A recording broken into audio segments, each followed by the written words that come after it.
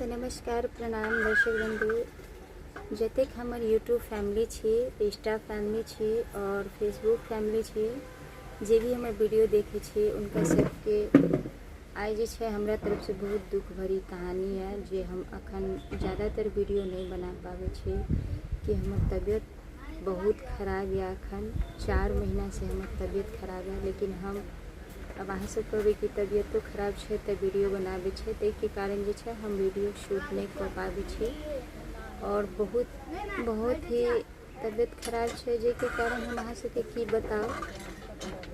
पर आइ हम मजबूरी में अहाँ सबके बताबे ले एलहुँ हन कि अहाँ सब कहबै अचानक दरभंगा भाभी यानी बीना श्री जी के वीडियो किया बंद हो गई। तो हमार स्वास्थ्य अभी ठीक नहीं है जेके कारण हम वीडियो शूट नहीं कर पावे छी।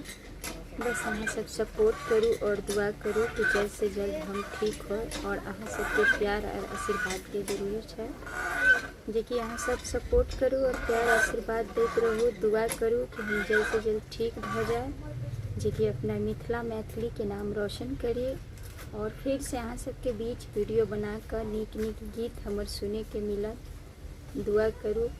तब तक के लिए जे छै हम अतबा कहब, इससे ज़्यादा अखन हम कुछ कह नहीं पावे छी, क्योंकि अखन हमें बहुत बोले तक के हिम्मत नहीं होइया जे हम अहाँ सबके कुछ कहब।